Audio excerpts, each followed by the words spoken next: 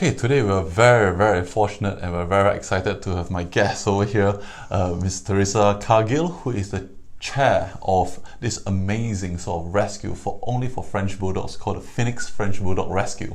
And today she's going to share with us insights of what she does and the various challenges that we'll be facing today. So, Teresa, welcome to Amity. Thank you. Glad to be here.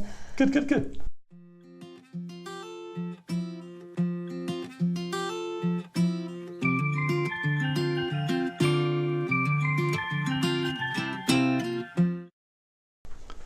So, Teresa, tell me more about your charity. How is it started and why specifically French Bulldogs? Okay, I originally became interested in French Bulldogs about 15 years ago when I saw my first one. I had no idea what it was. Eventually, about 4 or 5 years after that, we managed to get our own French Bulldog. And I was actually involved, I was persuaded to become involved in showing by the breeder. He was really supportive, lovely man. And so I did show my Frenchies. We achieved Cruft status, which was just wonderful for me, being a total newcomer to it. But while I was with my French Bulldogs and developing my own brand, as it were, as a show person and as becoming a breeder as well, I bred occasionally, I was very aware of the absolute surge in the population of French Bulldogs. Last year alone, 37,000 French Bulldog puppies were registered with the Kennel Club. That's without the ones that weren't registered. So you can see how the problem has developed. And I think I'd been dabbling with helping another rescue while I was doing the showing as well and enjoying my dogs. And it came to me more than I went to it. It just began to become a more important part of my life than the showing. The breeding didn't seem ethical. I felt I couldn't do it. Although I did always health test all of my dogs. There are so many genetic health tests available now for our breed and many others. There's no reason on earth why you should not be making sure your dog is the best to breed from. But I moved more into the rescue side of things. I was involved with another rescue, and ultimately a group of us just pulled away and decided we can do this. I wasn't too sure, having done it once. It's a lot of hard work, but they were a great bunch of girls, a really supportive team. And so December 2016, Phoenix spread its wings. Amazing. So just to put things into a little bit of perspective for our audience, when you said last year 37,000 French Bulldogs were registered, so say 10 years ago, how many French Bulldogs were there? I haven't got the exact figures, to be honest with you, but I could have checked. It certainly can find out from the Kennel Club, but it would have been more in the single figures of thousands, certainly maybe 10 at the very most, very most, maybe less than that, but nothing like we're getting now. 37,000 is a lot of puppies. A lot of puppies for one breed. Yes. And especially when you consider that there are an awful lot that are not registered, that are being bred by unscrupulous breeders. Have you got any thoughts of why would there be a surge in this popularity of this particular special breed? The French Bulldog is an incredibly cute looking being, as are many of the flat face breeds. People seem drawn to that, the big eyes, the big ears, the flat face, as the pugs as well. They're suffering as well. And people have been very drawn to that in general. And this has been perpetuated by an awful lot of celebrities who have these very cute little French Bulldogs of all weird and wonderful colours as well. And when they're young, of course you can tuck them under your arm and take them anywhere, but that's not a handbag dog. The French Bulldog will become a shopping trolley dog. And so what started off as very cute and small and tucked under your arm, maybe fit in your handbag, none of my puppies would, but maybe fit in your handbag today, tomorrow, that needs to be pushed along, because you're looking at anything from 12 to 15 kilos of dog. And so of course they see their celebrities and think, oh, I must have one. The stranger the colour, the better. And then they get the dog, it's perhaps got health problems if it's not been bred well, or they are mischievous. They're not totally difficult to look after, but they're a bull breed. People forget they're a bull breed. They're very stubborn. It is part of their character. It can be cute, it can be funny, but it can be really hard work as well. And so they either become tired of having to care for the dog, or they just decide, I'll move on to the next fashion status, thank you. So in your experience, because of this huge surge of registration, how has it really affected the breed? It's affected the breed in as much as people have come into breeding these dogs for the purposes of money, not for the love of the breed. And we're seeing very, very clear instances of people trying to develop unrecognised colours, which is what the Kennel Club call them, to introduce different genetic makeups in the dogs to give them different colour variations. They can brand them as rare. Unfortunately, they're not as rare as we'd like them to be.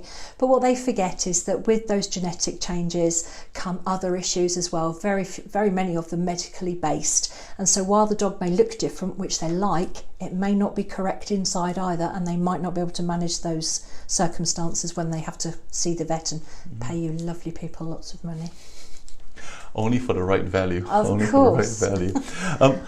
And not many of our audience may know, but you have actually worked in the Agria insurance before you're doing this? No, I worked with Agria Insurance. We work with Agria Insurance. They are our insurance provider. But I've been very fortunate in being able to discover, when Agria first started to introduce insurance for charities, so that we could offer free insurance in the same way as when you buy a new puppy from a Kennel Club registered breeder, you will get 5 weeks free insurance with your puppy, which is a great way of starting things off, keeping you safe and giving you time to shop around for the right product to suit you and your purse. And Agria developed a product which they offered to the charities. And at the very early stages, I was lucky enough to be able to speak to the instigator of that. And we have had many discussions on the subject of insurance and dogs, always setting the world straight, and it never listens. Okay, and so with the current sort of huge surge of population of French Bulldogs, in your experience, what do you think is going to happen in future? What do you see the current issues and potentially future issues with this particular breed? There needs to be some change at ground level on the breed standard, but more so the breed standard must be changed and adhered to. There are still too many breeders who are harking back to the old standard with the very flat face, the very squashed body. We need to be getting some length in the spine so we don't have the spinal problems. We need to see more of a tail. We need to have better nostrils. We need to have a slightly longer muzzle. All of these things, they're the things that need to be changed, and it will come from grassroots level. It will come from breed clubs. The French Bulldog Club of England is incredibly active in health testing for French Bulldogs.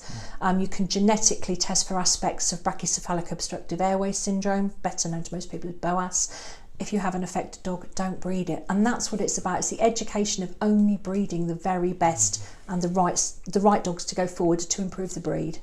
And where are the avenues of this sort of education that owners can find it? Because I understand that education is very important, but let's say they wanted to find out more information. Where can they go and look for this sort of information? We as a rescue will offer this information. They can ask us anything at any time. We're not there purely just to help rescue dogs. We're there for the education of the public and to help and support them too.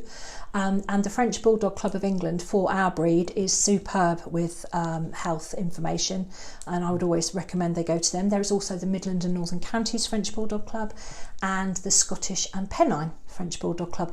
Depending on where you live in the country, they are all very, very helpful and more than willing to give that information.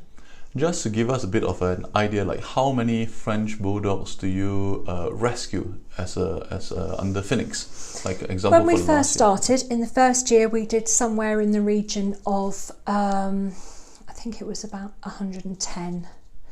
We have almost tripled that this year. I haven't added the figures up yet, but we've currently got 107 in rescue right now. That's 107 dogs in foster homes across the UK, being cared for by their carers that we are responsible for. So if all 108 decided to have a medical emergency now, I'd be in a lot of trouble. So because we are responsible for them, but they're all being cared for until we can. Some will stay in their foster homes and be adopted by their fosterers, which is a win-win. Others will need to stay longer for medical or behavioural purposes, and others will become available via our website or our Facebook page for adoption. And how is that process like? I mean, have you got a waiting list for people to adopt the dogs? Is it quite quick in, quick out, or is it quite long? No, it's not quick at all. It's very important because of the background that the dogs have generally had, because they've all come in from very varied backgrounds. They're assessed in the home before they come to us where possible. That's not possible if we have a puppy farm dog come to us, say. We probably don't question too heavily where it's come from. We just need it safe and to break the cycle of breeding for that poor dog, male or female. The males suffer just as badly. People think it's always the females, and it's really not.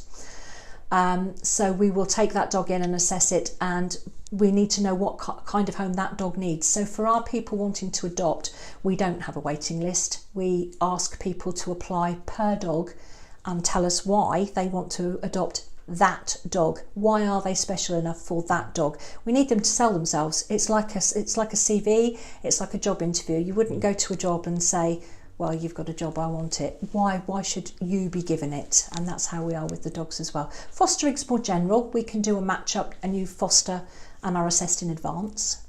But for adoption, it's very different. So for your charity, what are your biggest challenges that you have? At the moment, it's finding more foster homes, because with so many French Bulldogs out there, we're reaching saturation point, really. We really do need more fosterers on the ground, people with experience, because you don't get too many perfect ones come in. You know, they can't always live with dogs, children, cats. Other dogs are a big issue, to be honest. And if you're going to adopt a dog, generally speaking, or foster a dog, you've probably already got one. And so that makes it a little more difficult. So we are at the moment having to turn dogs away, and that breaks my heart. I don't want that to continue. And with your experience with working with AGRA, what are your thoughts? Do you think it's a good idea to get pet insurance? Oh gosh, yes. Yes, you're a vet, you know it is. Some of these procedures that are outside of your scope, if you have to send a dog for specialist care, you're talking thousands of pounds, you know, and that's not, generally speaking, within anybody's budget. You don't have that sort of pot sitting there. So I would always recommend insuring a dog, yes, especially a Frenchie. What are the top 5 tips you can give our audience who are interested in obtaining a French Bulldog? Do your homework. Do your homework. Consider your own home. What do you need it to be? What does it have to fit in with? What are the daily challenges that dog will face within your home? Make sure you've got the level of experience to deal with what you're taking on. I would say, if you want a puppy, speak to as many breeders as possible, and don't necessarily decide on the first one that you see. You wouldn't do it with a new sofa, a new carpet, a new car. Don't do it with your dog. And if the breeder is pushy and seeming like they want the deposit, walk away. If you're not happy, walk away. You are the customer still. I know it's a dog, it's cute, it's appealing, and you want to save it, but it'll be the most expensive rescue you ever did if you don't do it right. And my final tip, I think, would be just to be ready to retrain yourself and to adapt your home as well. Okay, and if any of our audience wants to get in contact with you to potentially look for, to help out with fostering, what's the best way to reach you? We're either on Facebook, which Phoenix French Bulldog Rescue will find us, and our website has been undergoing some quite radical changes, but I believe it is available now, and you will see a lot of change on there. They can come through there, and both of those medium also hold our telephone number as well, so you can give us a call, our 0300 number. Teresa, it's been great having you on the show. No problem. And you have certainly answered a lot of questions and provided a lot of value for audiences. And I look forward to having a chat with you again. Thank you very much. Thank you.